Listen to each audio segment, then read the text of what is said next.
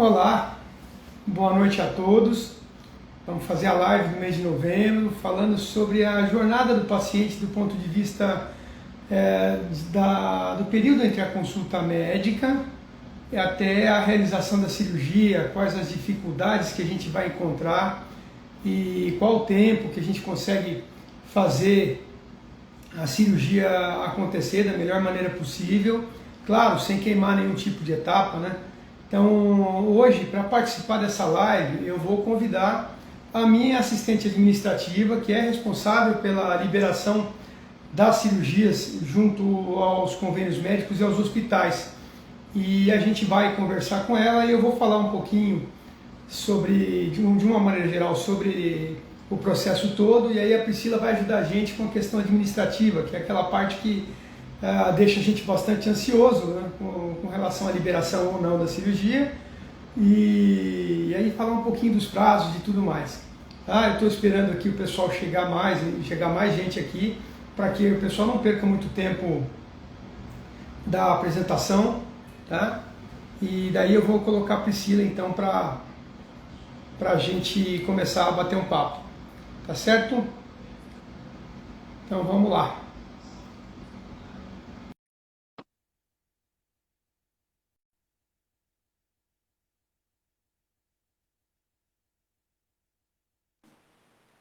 Oi, boa Olá, noite, doutor. Boa noite. boa noite, Priscila.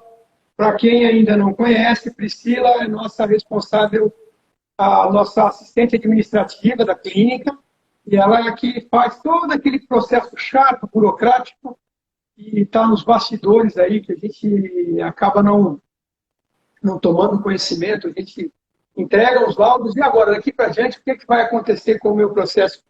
Quanto tempo será que vai demorar para o convênio liberar, para o hospital solicitar, junto às operadoras de saúde, a liberação do meu procedimento? Bom, em primeiro lugar, a gente vai dar aí um panorama de como das indicações com relação à cirurgia bariátrica, e aí depois eu vou pedir para a Priscila falar um pouquinho sobre a parte administrativa. Só para relembrar, cirurgia bariátrica tem os critérios para você ser enquadrado entre os pacientes que têm direito a ter o seu procedimento custeado pelo convênio. Então, isso é uma normativa que existe há bastante tempo, desde 1991, tá? Então, não é uma coisa só do Brasil, o mundo inteiro usa praticamente os mesmos critérios. Então, primeiramente, você tem que ser obeso há mais de 5 anos e tem que ter tentado emagrecer de outras formas por pelo menos 2 anos. Além disso, tem que ter o tal do índice de massa corpórea, ele tem que ser superior a 40 para indicar direto, ou tem que ser entre 35 e 40 e ter doenças associadas a isso, que a gente vai falar posteriormente com mais detalhes, né? E aí sim a gente precisa que tudo isso esteja muito bem laudado. Uma vez que a gente tem esse índice de massa corpórea superior a 40, ou que eu tenho critérios para ser enquadrado como paciente bariátrico, então você vem numa consulta de avaliação com a equipe, daí por diante a gente vai tirar uma história clínica muito bem tirada, nos detalhes, e tudo que a gente passou durante esse processo de emagrecimento, das doenças que você tem, dos incômodos que você tem por conta da questão da obesidade, entendeu? E daí por diante, então, a gente vai solicitar pelo menos 4 avaliações, a depender do seu caso.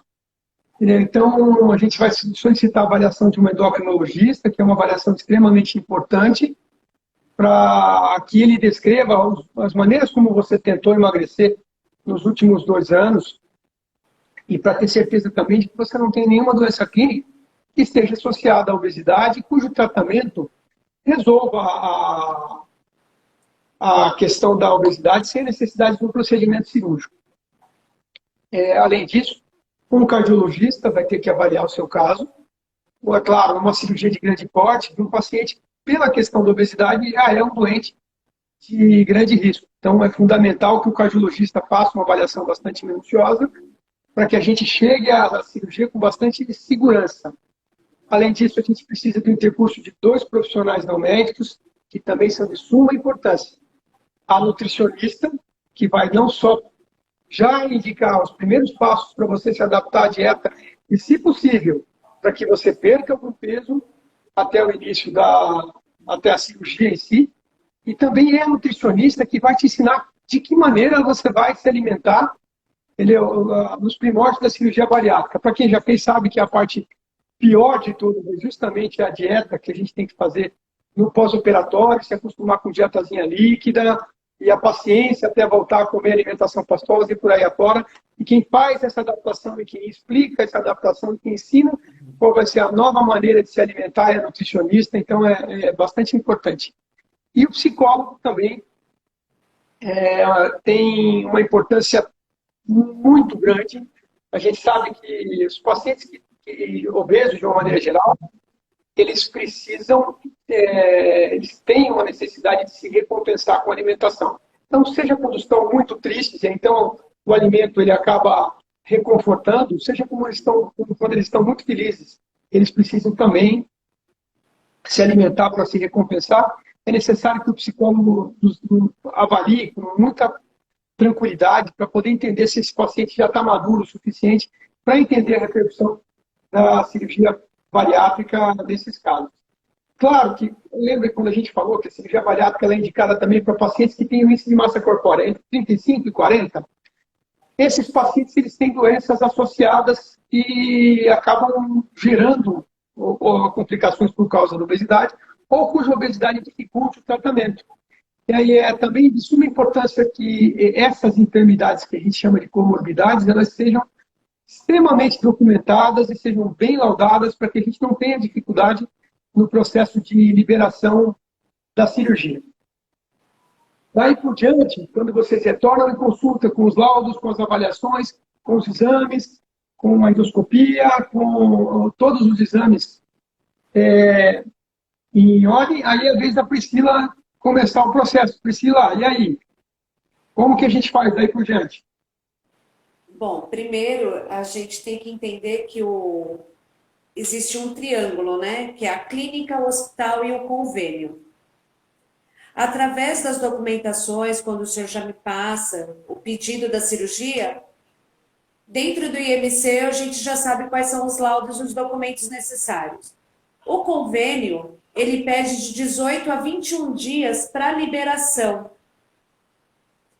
da cirurgia.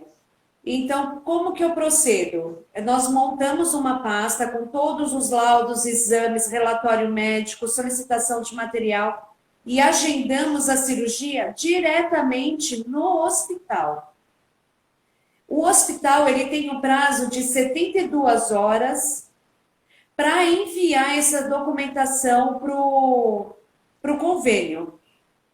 Muitas vezes o convênio libera antes, né? E a gente pode antecipar a cirurgia se estiver dentro, o centro cirúrgico estiver disponível, a equipe estiver disponível.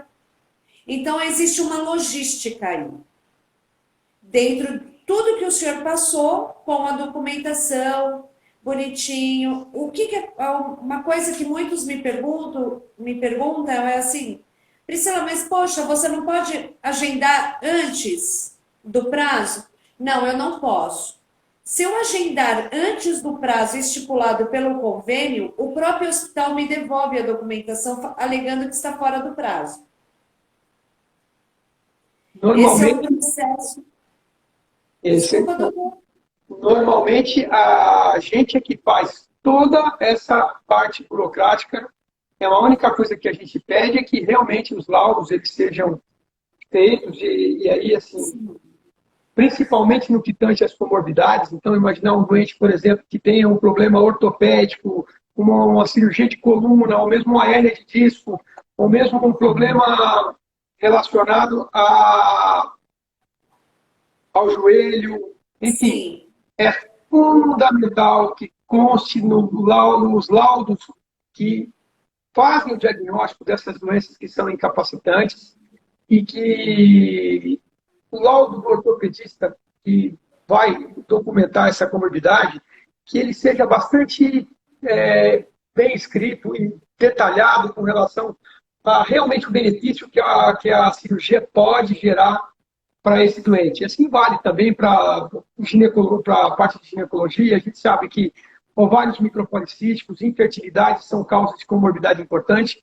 E esses laudos eles fazem bastante diferença na hora do auditor, ele avaliar esses casos e conseguir a liberação para Isso isso. é realmente, principalmente para pessoas que têm o IMC abaixo de 40, os laudos precisam ser precisos, né? O médico precisa laudar muito bem, detalhar cada comorbidade que o paciente tem para que o próprio convênio não devolva o processo para a gente pedindo que envie nova documentação. Assim o processo não fica parado.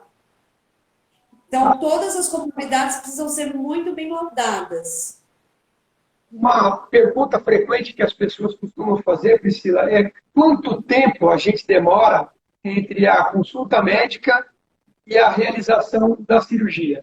E aí, até a questão fundamental da live de hoje era quais são os fatores que costumam fazer esse tempo variar. Então, a gente sabe que tem alguns fatores que têm a ver com o próprio paciente, né?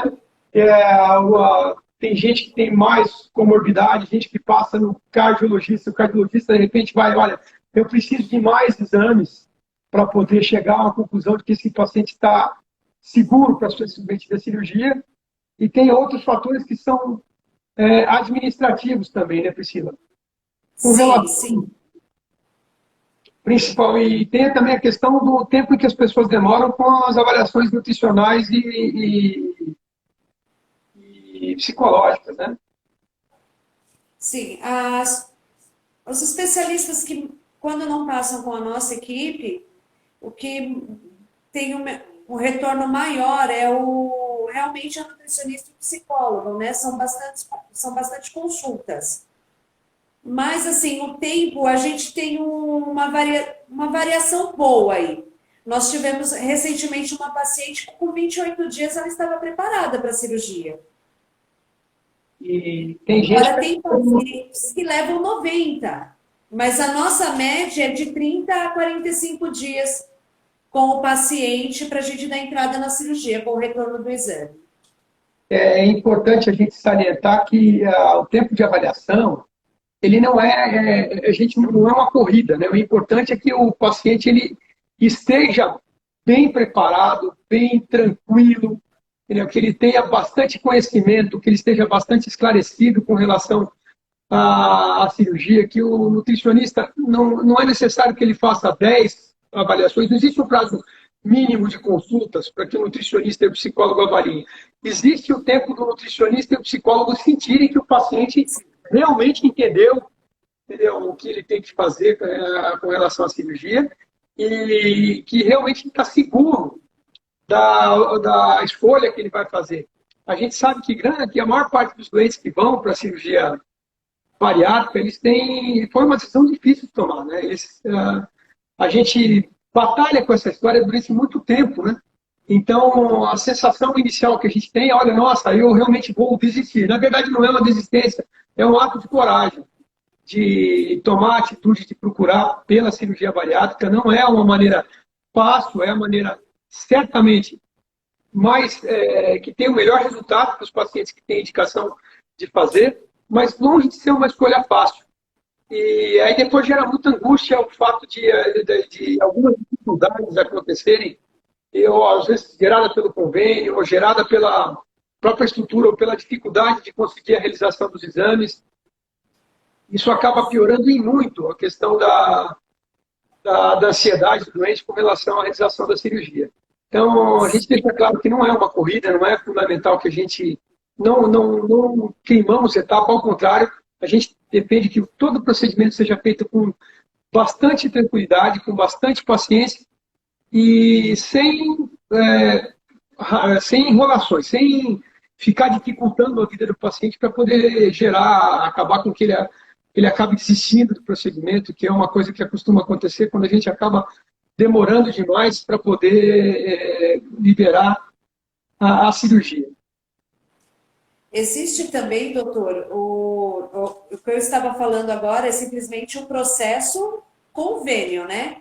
Mas nós temos também outras duas formas, né, de solicitação, que é a cirurgia, que nós trabalhamos com convênio, que é a Porto, né, que ela não cobre a bariátrica. Então, nós trabalhamos no sistema de reembolso. É o mesmo processo, eu tenho que enviar os mesmos documentos, os mesmos laudos bonitinho, para eles mandarem uma prévia. E aí, esse processo de agendamento, ele é um pouco mais longo. Ele leva mais ou menos uns 25 dias úteis para a liberação. Isso são os convênios que a clínica não atende diretamente como credenciado, mas é importante saber que a gente tem condições de fazer outros convênios por aqui, e o processo de liberação também é todo feito pela nossa equipe, não há nenhuma parte desse processo que precise ser feito pelo próprio doente, a gente faz todo o processo por aqui também. Então, são os pacientes de convênios Sul América, Bradesco Saúde, Omint, enfim, os convênios que a gente chama de convênios livre escolha, que são esses que dão direito a que o doente escolha o profissional que vai fazer o procedimento e depois disso o convênio reembolsa o doente com o convênio. Então, todo esse procedimento de liberação a gente faz por aqui, por intermédio também da nossa clínica e também da mesma forma. A documentação é a mesma, as indicações não mudam, não vão variar por conta disso. Na verdade, as indicações elas estão relacionadas ao que faz parte do que a gente chama de rol de procedimentos da Agência Nacional de Saúde Suplementar, que regulamenta aquilo que o convênio tem por obrigação pagar nessas situações. Então, também é feito todo o procedimento por aqui. Então, a gente vai deixar um espaço para que vocês tenham algumas perguntas para que a gente vá respondendo ao longo da live. E quem está participando, se quiser fazer alguma pergunta mais diretamente, fique à vontade, que assim que a gente acabar de responder as perguntas que foram feitas com antecedência, a gente começa a responder as perguntas que foram feitas no dia de hoje. Tá certo? Aí, a primeira pergunta que está aqui, Priscila, é assim, se tem diferença de tempo entre a bari feita por reembolso do convênio e a bari feita pelos convênios que a gente atende. Essa é Não, o tempo que leva, foi como eu falei, o convênio pede de 18 a 21 dias úteis. Quando a cirurgia é feita por reembolso, ela leva até 25 dias úteis para a gente ter uma resposta do valor da prévia. Vindo o valor da prévia, aguardando a liberação do convênio, que também é de 18 a 21 dias úteis para usar a internação, a parte hospitalar, não muda. O que muda são 4 dias que eles pedem por causa da prévia do reembolso. E a documentação é exatamente a mesma que a gente precisa para todos os casos. A documentação é exatamente a mesma. Se a pessoa tem o IMC acima de 40, são os 4 laudos e a endoscopia. Se tem menos de 40, são o laudo ginecológico, ortopédico, pneumo, qualquer outro que confirme a comorbidade. E nós enviamos também, é o mesmo prazo, os documentos e prazos são os mesmos. Tem uma outra pergunta que a gente tem aqui, que eu acho que é já mais da minha parte, Priscila, que é uma questão técnica, né? Que é após a cirurgia, existe algum período em que há um risco maior de fístula? Bom, vamos falar com calma disso aí, então. Bom, existe sim, claro, e são tempos diferentes para cada técnica de cirúrgica. Então, para um paciente que é submetido a uma cirurgia de bypass, o tempo médio, o tempo de aparecimento de fístula é em torno do 4º ao 7º dia. Entendeu? São os períodos mais críticos para o surgimento da fístula. Entendeu? E para os pacientes que fazem sleeve, aí o tempo ele alarga um pouquinho mais. Até o 30º dia a gente tem o risco de ter fístula, sendo que o risco maior mesmo são nos primeiros dias. Né? À medida que passa do 10º dia, a chance ela vai ficando cada vez mais remota e Em geral, a gente tem o índice de fístula tem sido cada vez menor, tá? Então, e para isso contribuem algumas questões técnicas, né? Antigamente a gente usava o grampeador, e o grampeador ele era um só para todas as partes, para todo o procedimento cirúrgico. Então, e à medida que foi melhorando a percepção da técnica com relação a isso, os fabricantes de grampeadores eles começaram a adaptar o grampeador de acordo com a região do estômago. Quanto mais espesso o estômago, a carga é maior. E quanto mais fino o estômago, as cargas têm o grampo de calibre menor. Além disso, a gente costuma fazer uma sutura de reforço. Ela não é obrigatória, tem equipes que não fazem, mas de fato o índice de fístula está cada vez menor e uma vez feito o diagnóstico precoce, grande parte do tratamento para a fístula hoje em dia é possível fazer por via endoscópica. Então, tendo uma equipe que tenha experiência em endoscopia bariátrica, e a gente trabalha com uma equipe bastante renomada nesse sentido, para nos dar segurança e retaguarda, bem tranquilo essa questão, a gente consegue resolver. Claro que é uma complicação bastante perigosa, e o importante é que a gente faça o diagnóstico de imediato, então é importante ter estrutura hospitalar suficiente para, ao mínimo sinal que isso possa estar acontecendo, para que a gente consiga realmente iniciar um tratamento e evitar complicações maiores. Mas o fato é que, ao longo do tempo, essas complicações elas foram reduzindo muito, né? Uma terceira pergunta aqui é qual a importância da dieta líquida e a pastosa na fase de pós-operatório? As primeiras perguntas aqui elas são mais para mim, viu, Priscila? Vou deixar você um pouco pendurada aí, viu? Então, daqui a pouco a gente volta a falar de toda forma, né? Bom, quando a gente faz um grampeamento ou uma costura no intestino, é claro que aonde a gente costurou, grampeou, o organismo vai reagir com um edema, um inchaço da região. E se eu me alimentar de alimentos mais sólidos, a tendência é que eu force a região onde foi grampeada, e com isso eu tenho uma chance de desenvolver, por exemplo, a fístula. Ou eu posso, por exemplo, entalar, entendeu? E aí a força para tentar tirar aquilo que está obstruindo pode forçar a região da costura e aí facilitando também o surgimento de fístulas, né? Então, é por isso que é chato, eu acho que é até mais chato que a cirurgia em si, né? A cirurgia, o doente vai estar lá anestesiado, dormindo, enfim, e logo que sai da cirurgia tem a dor e o desconforto por gases, mas aonde o doente se incomoda mesmo e aonde gera o sacrifício maior por parte dele é justamente essa restrição que ele vai ter com relação à alimentação nos primeiros dias após a cirurgia. Então, quem já fez sabe que é muito chato, é uma dieta líquida de 15 em 15 minutos, 30 ml, entendeu? E isso realmente vai... onde a vontade do paciente de fazer a cirurgia ela é realmente testada, né? A gente brinca que cirurgia bariátrica ela tem uma ressaca, né? Ela, assim, logo quando termina, o desconforto que dá e essa dieta líquida, o doente fica pensando, puxa vida, por que eu fui fazer isso, né? Estava bem quieto no meu canto, né? Porque a obesidade, em geral, tem todo o incômodo social, tem todos os riscos de saúde, mas, em geral, você está tocando a vida, né? E aí, de repente, você se vê com uma restrição de alimentação, tendo que tomar líquido, sabendo, com vontade, fome você não vai ter, porque, em geral, a cirurgia não gera fome, entendeu? Mas você tem as vontades, né? De se alimentar da maneira como você se alimentava antes, né? E isso gera realmente um grande desconforto, mas ele é muito importante.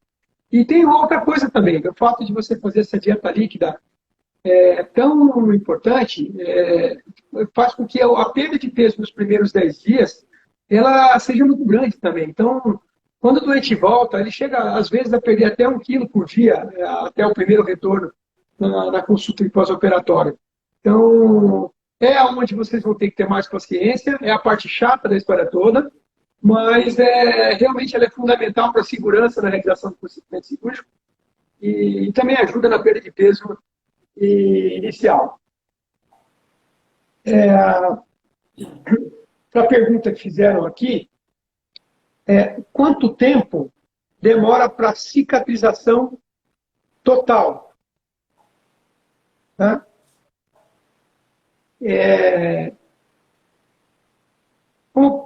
Vamos falar de dois aspectos. Primeiro, a cicatrização da cirurgia em si. Então, a gente fala mais ou menos o que eu pontuei na questão anterior com relação às fístulas, é mais ou menos o tempo que a gente demora para ter uma cicatrização dos grampeamentos internos. Então, aí, os primeiros 10 dias, eles são fundamentais, né?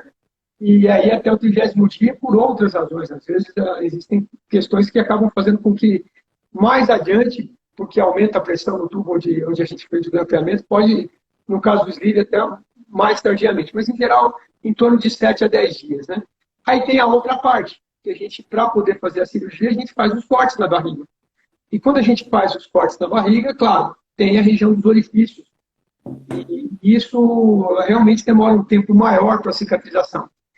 Como a cirurgia ela é feita por laparoscopia, nossa equipe, a gente sabe que existe ainda quem faça a cirurgia aberta, principalmente no âmbito do Sistema Único de Saúde, e é válido também, mas na cirurgia laparoscópica eu tenho uma preocupação um pouco menor com relação à cicatrização dos orifícios, justamente por causa da formação de hérnia, né? Na cirurgia aberta era bastante comum, entendeu? E na cirurgia laparoscópica ela reduziu muito esse tipo de complicação. Ainda assim, a gente solicita que a pessoa retome a atividade física logo em 30 dias da cirurgia, sempre preservando o abdômen, entendeu? Assim, procurando evitar de fazer a força abdominal, para justamente a gente não ter complicação de hérnias, né? São raras na cirurgia laparoscópica, mas elas podem surgir. E depois de 60 dias a gente costuma liberar para que a cirurgia, para que a pessoa possa retomar a atividade física de maneira tradicional e normal. Certo? Vamos lá. Próxima pergunta é com relação aos casos de cirurgia de urgência. Bom, nós vamos fazer um bate-bola aqui com relação a isso, tá? Então, em primeiro lugar, cirurgia de urgência bariátrica não se opera de urgência, claro. É uma cirurgia sempre agendada. Mas a pergunta que pode ficar é assim, e se porventura acontecer alguma coisa no meu pós-operatório e eu tiver que ser reoperado, como é que funciona isso? Então, aí a gente normalmente orienta que você retorne ao hospital onde a cirurgia foi realizada, porque são os hospitais onde a gente conta com a retaguarda, conta com a confiança de operar e de fazer todas as coisas. Daí por diante, o hospital solicita a cirurgia. E aí a Priscila acompanha todo esse processo pelo consultório. Tá? Mas esse processo ele é mais relevante, não deve ser uma preocupação do paciente. Aí é uma preocupação minha e da Priscila, da clínica, para poder tentar depois resolver administrativamente a questão. Entendeu? E aí, normalmente a Priscila pode falar alguma coisa sobre isso, entendeu? Como é que ela faz esse acompanhamento, mas a gente deixa claro que não tem que ser uma preocupação do paciente nesse sentido. A Priscila resolve isso junto ao hospital. Tá? Sim. Normalmente eu passo para ela o que é necessário, e daí por diante ela entra em contato com o setor de agendamento de cirurgia, tá? E aí ela faz todo o show, né? Certo? Sim. Quer falar uma É coisa isso sobre mesmo. isso? Quando tem esse tipo de procedimento, assim que o senhor me passa, eu já entro em contato no agendamento cirúrgico, no pós-cirúrgico, né? E já vou acompanhando o pedido do paciente, se fizeram tudo certinho. E o paciente, como o senhor falou, ele não tem que se preocupar com isso, que daí já se torna mais uma função administrativa, aonde entra a clínica e o hospital, né, para a gente aguardar a liberação. E esse procedimento vai para análise no convênio, depois de feita a cirurgia, e a gente tem que aguardar a liberação, né, que na Mil eles têm um token, né, vem uma senha. É importante salientar que numa situação de urgência e emergência, não aguarda nada. Imediatamente a equipe entra em contato e já vai para o centro cirúrgico, e aí todo esse processo administrativo ele é feito posterior. Então, numa situação em que o doente necessite da cirurgia de uma maneira imediata, então a gente vai realizar a cirurgia. O importante é preservar a integridade física e a saúde do paciente. E a questão administrativa, eu jogo a mão na mão da Priscila, ela se vira com isso depois, e não há ônus nenhum para o doente nessas situações. Exatamente. Aí eu tenho que sair ligando para todo mundo, para o convênio, para o hospital, correndo atrás de documentação. Olha, a cirurgia foi tal dia, tal hora, foi esse procedimento. Como que está o andamento? Olha, ainda não está constando no sistema. E o paciente já está operado bonitinho. E aí a correria é só interna, né? Exato. Então, aqui, aí uma pergunta que a gente vai fazer e responder em 2 tempos também. Tá? Então, depois de quanto tempo, depois da bariátrica, eu posso fazer a cirurgia reparadora? Bom, vamos lá. Não existe um prazo estipulado por lei ou por processo. Existe uma questão de bom senso. Então, a gente entende que vai haver perda de peso no primeiro ano e meio até 2 anos depois da realização da cirurgia bariátrica. Então, se eu faço uma cirurgia plástica reparadora e ainda depois disso continuo emagrecendo, é claro que eu não tenho o melhor resultado da cirurgia plástica.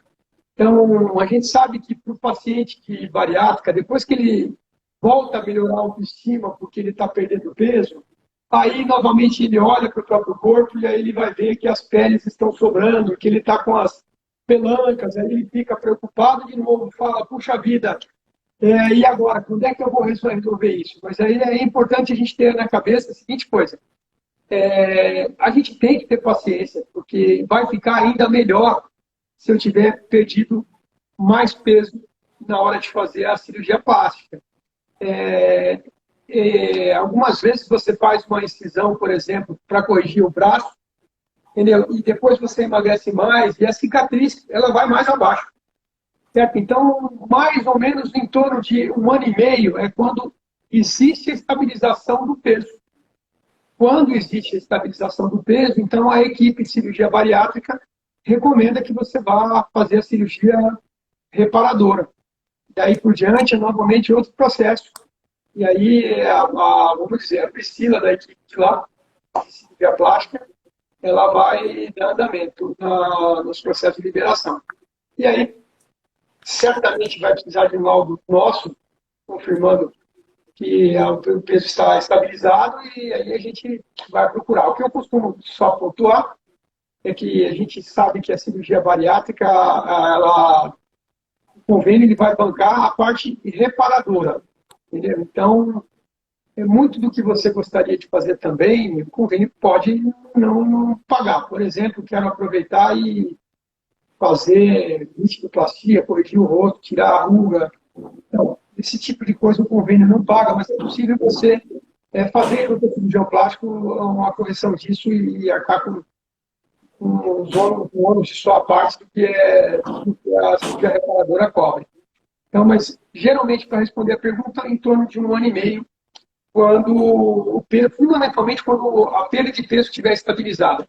Essa é o melhor momento para você fazer a cirurgia plástica reparadora. Deixando claro que o convênio tem por obrigação de cobrir a reparadora. Então, o convênio sim cobre a cirurgia reparadora por força de lei, que faz parte do rol de procedimentos da Agência Nacional de Saúde Suplementar. Aí uma pergunta para a Priscila. Quanto tempo valem os laudos que eu tenho, os laudos que são realizados, né? Então, eu vou deixar contigo, Priscila, eu vou te ajudar em alguma coisa. Bom, os laudos cardiológicos e o do endócrino, ele tem validade de 6 meses, né? Do psicólogo e da Nutri, ele tem de 1 ano. Se eu não me engano, do ortopedista também 1 ano. Os demais laudos são 1 ano. Então, basicamente é isso. Por que o laudo do cardio ele dura 6 meses? Porque é o tempo de segurança de que não houve nenhum evento que pudesse mudar que foi avaliado. Algumas vezes não é necessário repetir todos os exames novamente. Então, se você já fez um ecocardiograma, se você já fez isso, claro, vai facilitar que você renove o laudo com o cardiologista com uma consulta de avaliação, né? Então, geralmente eles pedem mais o exame de sangue e o mapa, né? para renovar o laudo cardiológico. É isso que eles estão pedindo. E com relação ao endócrino, eles costumam solicitar que o endócrino coloque a evolução do peso do paciente nos últimos 5 anos. Tá? Então, é importante falar, mas o meu médico não me acompanhava por esse tempo todo. Claro, é você que vai passar as informações para ele, entendeu? Dos tipos de tratamento que você fez, e ele vai avaliar e renovar esse laudo também. Não é também tudo uma grande dificuldade, tá? A gente fazer a renovação simplesmente desses laudos, tá certo? Aí, Priscila, vou passar contigo, que você já mais ou menos comentou, mas eu queria que você fizesse outros comentários com relação a isso. Quanto tempo dura o processo de preparação para operar?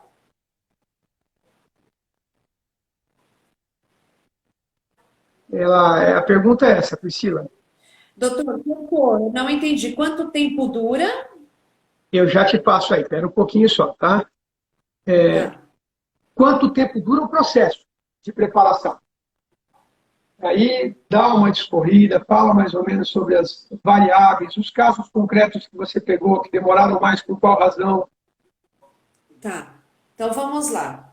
Como eu falei anteriormente, nós temos casos aqui de pessoas que tiveram receio e ficaram ligando, tentando um conforto antes da cirurgia. Então, esses casos chegou até 6 meses de preparação. Porém, nossos pacientes, eles têm uma confiança tão grande no senhor, na equipe que o acompanha, que a grande maioria, eles fazem 28, 30 dias, 60 dias. Então, assim, existe uma relevância de um paciente para o outro, o tempo dele, se ele trabalha, se ele não trabalha, como ele quer fazer. Que nem nós tivemos uma paciente recentemente que ela falou assim, eu quero operar esse ano, eu vou operar em menos de um mês. Nós não acreditamos, não é verdade? Então, alguns pacientes que também já vêm prontos de outra equipe, por alguma razão não tem mais Sim. confiança, isso acaba jogando a média para baixo. Aí eu estou vendo aqui o senhor Carlos, o Carlos Rigobelo, falando para a gente que ele esperou a neta dele nascer. Então, Foi, é verdade, o senhor Carlos foi. Ele falou que ele só ia operar depois que a neta nascesse, que ele queria conhecer a neta dele. É verdade, mas senhor como se Carlos. fosse uma coisa, agora ele está com a neta, aí está feliz da vida com a neta, aí claro, não ia acontecer nada, mas a gente compreende que realmente ir para uma cirurgia é um processo que gera uma certa angústia, né? Gera uma certa preocupação, né? Então, é compreensível, viu, seu Carlos? A gente entende, não tem problema nenhum, viu? Ele falou do Tadeu aqui, o Tadeu, que ele acabou indicando, que na verdade o Tadeu já era meu paciente há muito tempo, entendeu? E, inclusive ele indicou o seu Carlos de Gobela, né? E no final das contas ele relutou e aí usou o balão também durante um tempo, e aí nós operamos essa semana o seu Tadeu, mas ele realmente que foi um dos casos que a gente demorou bastante para poder operar também, mas por decisão pessoal dele, né? Agora, o que é Deixa eu importante... responder a Simone aqui. Simone, se a sua documentação está pronta, é só ligar, a gente já agenda o seu retorno. Tá? Eu vou pedir para que você entre em contato com a Tainá, tá bom? Então, ela acabou de aparecer para mim, que acho que deu um certo delay.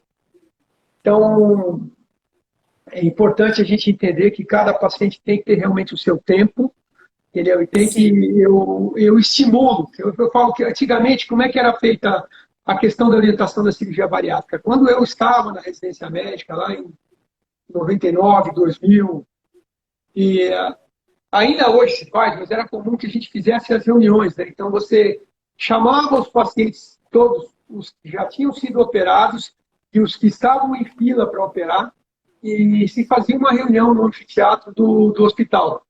Nessa reunião, então, aí o médico, o nutricionista, o psicólogo, o assistente social, cada um falava sobre os seus aspectos da cirurgia bariátrica e também se convidava alguém que já tinha operado para que ele contasse como é que era a experiência dele com uma cirurgia. Então, para que o doente tivesse esse acesso a essas informações. Com 22 anos depois, então a gente hoje tem mais tecnologia para poder levar esse esclarecimento para o paciente de uma maneira mais fácil. Ele não tem que se deslocar para ir numa reunião. E eu sei, a gente tem equipes de colegas da gente que fazem isso. Não há nada de errado. O importante é que o doente tenha acesso à informação, ao máximo de informação de boa qualidade que ele puder, antes de tomar uma decisão tão importante como se decidir por uma cirurgia como essa. Entendeu? Mas hoje a gente tem aí esse acesso do que nós estamos fazendo aqui, por exemplo, né? de fazer a live, explicar com relação a tudo que é necessário. O doente pode, inclusive, tirar as dúvidas ao vivo, durante a própria explicação, né? E também tem as redes sociais, que as pessoas acabam entrando em contato umas com as outras e aí se informando. É muito comum que, às vezes, chegam pacientes aqui na clínica e que conheceram o nome da clínica numa rede social com 1.000 e tantas pessoas em que alguém comentou que estava fazendo tratamento aqui. E nessas redes sociais, os pacientes trocam experiências. Então, aquilo que a gente promovia nas reuniões, acaba acontecendo hoje no ambiente virtual. É um ganho que a gente tem, entendeu? De tempo, de qualidade, de quantidade de informação para a indicação da cirurgia bariátrica, que eu acho bastante importante, bastante fundamental, entendeu? Para resolver isso.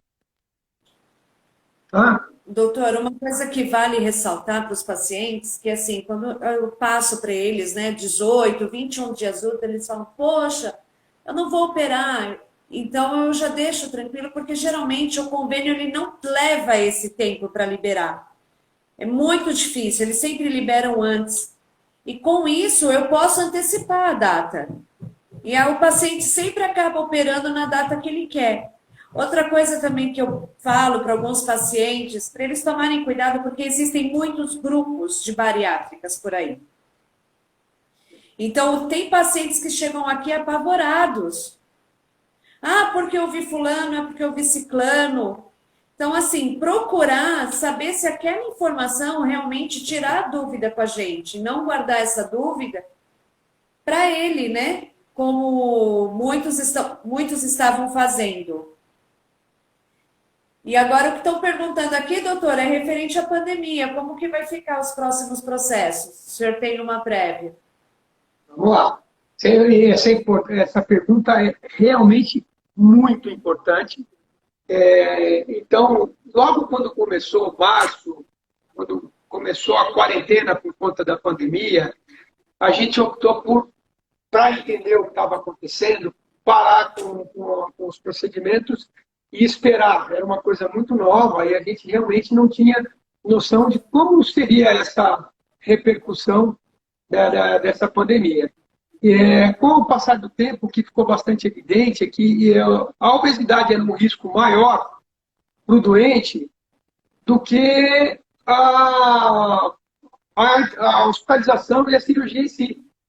Daí por diante, a própria Sociedade Brasileira de Cirurgia Bariátrica e Metabólica mandou uma mensagem para os associados orientando que retomasse as cirurgias e voltasse a fazer, porque chegou à conclusão de que 7 em cada 10 pessoas que estavam internadas em uma UTI tinham como fator de risco a obesidade. Então, daí por diante, os hospitais optaram por criar protocolos de segurança para que as cirurgias sejam feitas com o menor risco possível de uma contaminação dentro do hospital pelo próprio Covid. Então, em primeiro lugar, os grupos hospitalares já acabaram escolhendo alguns hospitais para receber os doentes de Covid, em detrimento de outros que ficaram para as outras doenças. Então, os hospitais onde acontece a cirurgia bariátrica, normalmente que não tenha nenhum doente com Covid. Claro, existe entre atender e internar e aí ter o procedimento de transferência, alguma lacuna de tempo em que o doente fica internado no hospital. Mas dentro do hospital, o fluxo dos doentes que vão ser submetidos à cirurgia, não só a cirurgia bariátrica, mas a outras cirurgias que também podem ser realizadas em períodos de pandemia, ele é diferente. Então, o doente que entra para fazer cirurgia bariátrica, ele entra pelo setor de internação. E os doentes com Covid, de regra, eles entram para um setor específico do pronto-socorro, já separado para que eles sejam recebidos. Nesse setor específico, então, aí os atendentes estão com todas as precauções de segurança, com face shield, com luva, máscara e tudo mais. No setor de internação, também os doentes vão ter, claro, todas as precauções, todos os pacientes vão ter todas as precauções de segurança, e eles são levados a uma ala do hospital onde a gente não tem contato com os doentes que têm Covid. Então, esse procedimento ele vem sendo feito desde abril, então a gente não parou de operar os pacientes de cirurgia bariátrica, a gente reduziu no primeiro momento, mas os pacientes que já estavam liberados pelo convênio, eles continuaram sendo autorizados a ser submetidos à cirurgia, de modo que a gente reduziu mais ou menos pela metade o volume de doentes que a gente operou, mas não interrompemos de modo algum. E de lá para cá, a gente não teve nenhum paciente com Covid durante a internação hospitalar. Todo paciente que vai ser submetido a uma cirurgia nesse período de pandemia, o hospital exige que 72 horas antes do procedimento, que ele colha aquele teste do nariz, aquele swab. Tá? E então é colhido o que a gente chama de PCR, e caso o doente acuse positivo o PCR, a cirurgia dele ela é postergada para 15 dias depois. E aí depois a gente analisa a situação clínica do doente. Isso aconteceu algumas vezes, inclusive aconteceu com pacientes que já tinham tido Covid no começo da pandemia. Então, lembrando que o exame ele também tem falhas, né? Ele pode acusar positivo pela presença do RNA do vírus na mucosa nasal, mas, por segurança, a gente opta por não continuar o procedimento ou postergar o procedimento para um intervalo de segurança de 15 dias e aí realizar o procedimento. Então, isso acho que aconteceu umas 2 vezes, Priscila. Acho que mais ou menos umas 2 ou 3 vezes, né? Sim, sim, não foi mais que isso, não. Inclusive, até a Luciana está postando aqui, ela operou no meio da pandemia com a gente. Então, e na verdade não é a nossa equipe que está optando por fazer isso. A recomendação é da própria Sociedade Brasileira de Cirurgia Bariátrica, que a gente mantenha a cirurgia, porque por entender que 10, 15, 20 dias depois do paciente operado, ele está aí 10, 12, 15 quilos mais magro e, portanto, menos grave, caso venha a desenvolver o Covid. Então, a percepção da cirurgia bariátrica é que realmente ela é menos arriscada, uma vez que a gente faça todos os protocolos de segurança, do que a obesidade em si.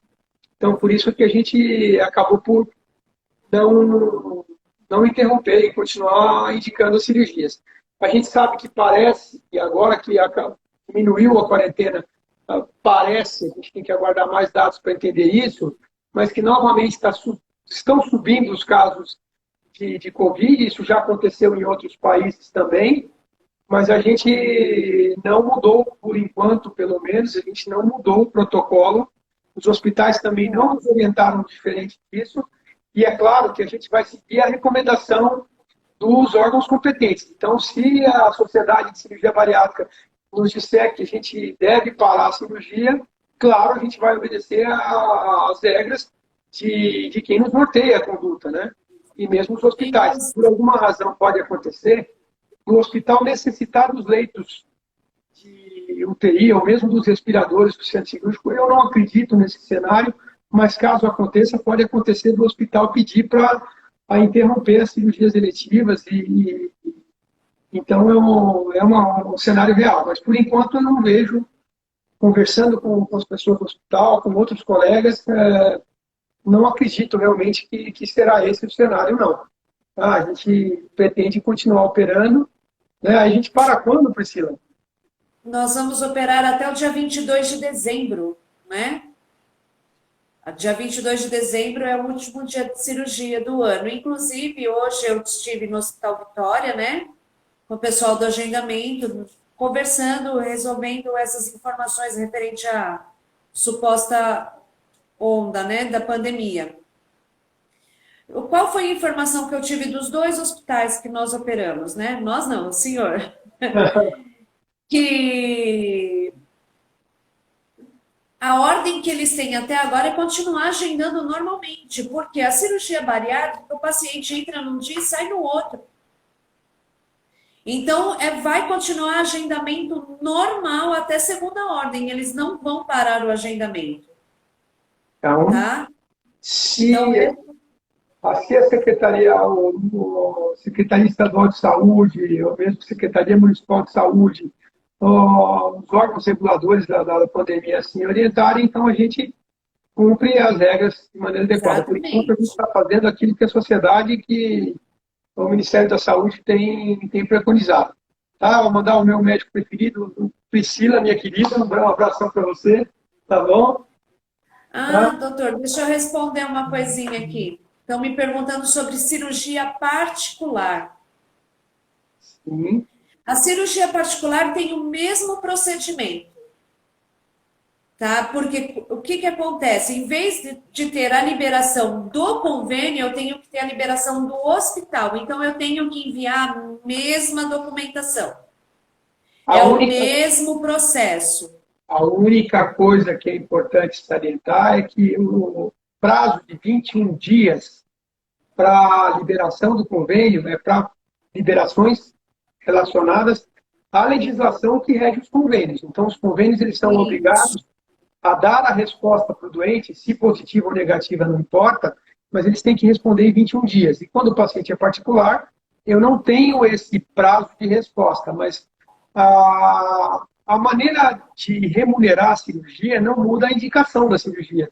Então, a gente indica a cirurgia para os mesmos pacientes, sob as mesmas condições. Tá? Então, aqui não, eu não vou pagar, então eu vou operar o cara que não tem indicação de fazer cirurgia bariátrica, não seria ético da minha parte, não é isso que rege o conselho da minha profissão. Então, por óbvio, né? Então, o hospital tem algumas questões. O procedimento, existem duas partes. A parte do hospital, que ela tem que ser remunerada, tem que ser paga no hospital, ou parcelada, ou de alguma maneira, antes da data da realização da cirurgia, mesmo que seja parcelado, mas tem que ser acertado a forma de pagamento antes da realização da cirurgia. Aí tem sim, a parte hospitalar, o acerto é feito direto no hospital, né? Então, e aí é direto no hospital. E a parte da nossa equipe, aí eu não vou nem dar palpite, que isso aí é com a Priscila, eu não falo. Com a Priscila e com a dona Gláucia. Dona Gláucia que bate o martelo. Não, como funciona? Como que funciona? Geralmente, quando o paciente liga para marcar cirurgia particular, até estou vendo que tem uma moça perguntando aqui, é que subiu, eu não vou conseguir ver o nome. Geralmente tem que passar por uma primeira consulta. Eu não tenho como passar um valor da equipe médica sem o senhor avaliar antes e ter os exames, os laudos, né, os resultados. Por quê? Porque cada paciente é paciente. Tem um paciente que não pode... Tem que tomar uma anestesia diferente, tem que ter alguma coisa diferente, então tudo isso envolve o valor, né? Então, existem umas complicações, mas nós fazemos sim a cirurgia particular, mas eu não tenho como passar o valor da equipe médica antes de finalizar todo o processo, laudos, exames, primeira consulta. Esse valor da cirurgia da equipe, a gente só consegue passar de uma forma concreta quando for definida a técnica, né? E o hospital que vai operar. Aí a gente consegue ter uma perspectiva de valores. Gente, antes que o Instagram derrube a gente por aqui, então... eu vou me despedir de vocês, agradecer aí a presença da Priscila, esclarecendo as dúvidas com relação à parte administrativa. Então, para mim é importante não me envolver com isso, eu gasto todo o meu foco para poder dar atenção ao doente e me concentrar no que eu mais gosto de fazer, que é realmente a cirurgia. Então, a minha qualidade de vida melhorou muito depois que eu fiz isso, porque realmente não é a minha barca, então eu prefiro ficar na parte do atendimento, para dar atenção ao doente, para poder me concentrar no centro cirúrgico. Então, por isso eu até pedi para a Priscila me ajudar com essa live, para poder fazer esses esclarecimentos. agradecer demais a presença de vocês e aí dizer a vocês que se vocês tiverem pessoas que têm interesse sobre o tema, isso vai ficar registrado aí, vai ficar guardado no nosso feed, no nosso histórico, tá bom? E aí, então, pode ser acessado em outros tempos, a gente vai, assim que finalizar, ele vai ficar registrado por aqui.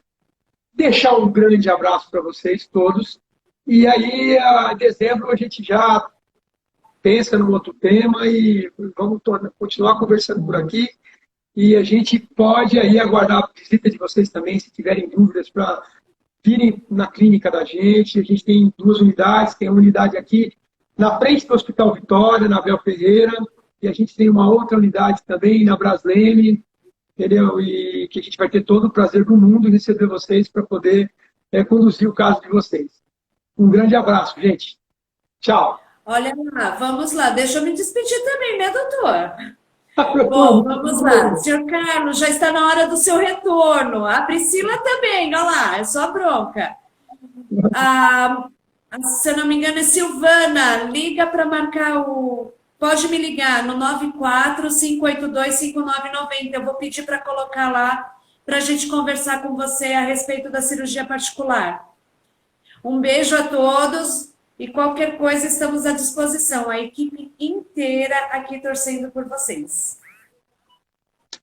Bom, tchau para vocês. Tchau, pessoal. Boa noite.